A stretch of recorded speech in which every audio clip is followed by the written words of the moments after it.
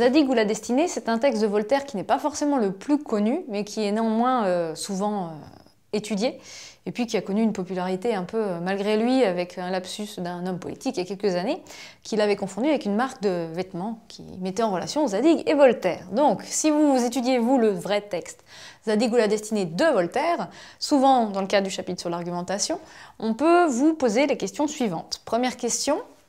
Alors, à quel mouvement littéraire se rattache cette œuvre? C'est une question, on va dire, classique. Le mouvement littéraire en question, bien sûr, c'est celui des Lumières. Vous l'avez étudié, réétudié. J'en rappelle juste que c'est un mouvement littéraire qui met en avant la raison et cet outil rationnel comme étant celui qui peut résoudre des questions, faire progresser les techniques et régler les différends entre les hommes, notamment avec des lois ou des dispositifs politiques particuliers, séparation de l'Église et de l'État pour la laïcité un peu en avance, ou séparation des pouvoirs chez Montesquieu. Donc de manière générale, l'idée c'est d'avoir une approche rationnelle des choses. Et là, ça se caractérise bien, et ça se vérifie bien dans Zadig, parce que Zadig, c'est un personnage qui va être aux prises avec différentes personnes, différentes situations, et qui à chaque fois, parce qu'il suit sa raison, va proposer une explication, une résolution de conflit ou de problème, qui va étonner les personnes qui l'entourent, et qui parfois va le mettre dans des difficultés, parce que les personnes, en l'occurrence, vont rejeter la solution proposée, mais qui sera toujours la solution victorieuse in fine. Donc voilà la première réponse. Deuxième question. À quel autre texte de Voltaire celui-ci vous fait penser? Alors ce texte, Zadig ou la destinée, c'est un conte philosophique, et c'est un conte philosophique qui rappelle d'autres contes philosophiques de Voltaire, notamment Candide.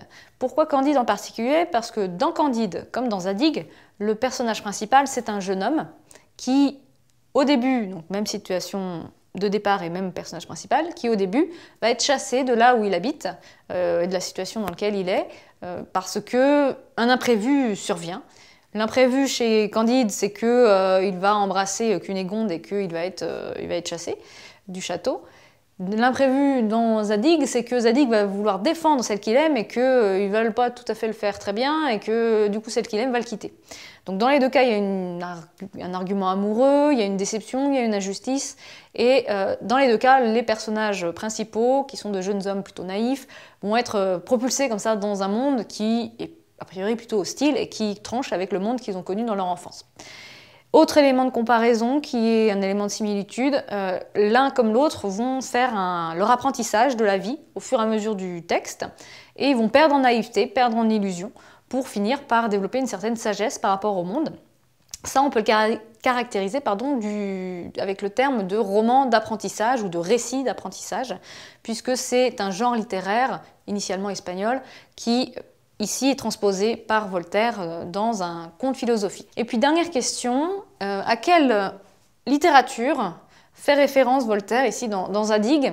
Alors là, c'est une question qui vous invite à commenter et à expliquer un peu ce prénom en fait, de Zadig et le contexte dans lequel se passe l'histoire. Ce prénom, il est plutôt à consonance orientale et de la même manière, les lieux qui sont évoqués, qui sont convoqués, sont des lieux plutôt orientaux. On parle notamment de Babylone.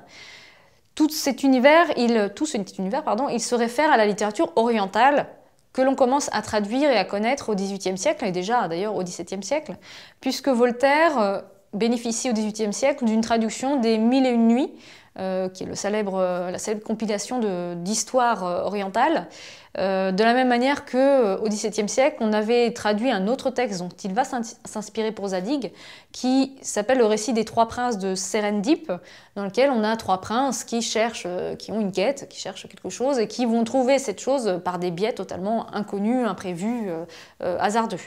Donc il y a ces deux inspirations, l'inspiration des histoires qui s'enchaînent, de la même manière que dans Zadig, chaque chapitre va développer une anecdote en particulier et ces anecdotes vont s'enchaîner jusqu'à l'aboutissement de l'intrigue.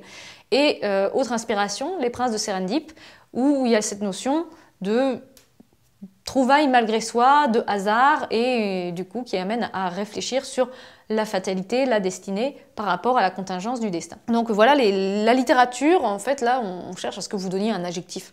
Littérature orientale pour la source d'inspiration de Voltaire, qui est une constance au XVIIIe siècle et qui permet d'éclairer différemment l'œuvre. Donc là, c'est une question plutôt d'approfondissement hein, qu'on vous posera si vous avez déjà bien répondu aux autres. En tout cas, je vous le souhaite et je vous souhaite un bon courage aussi dans vos révisions.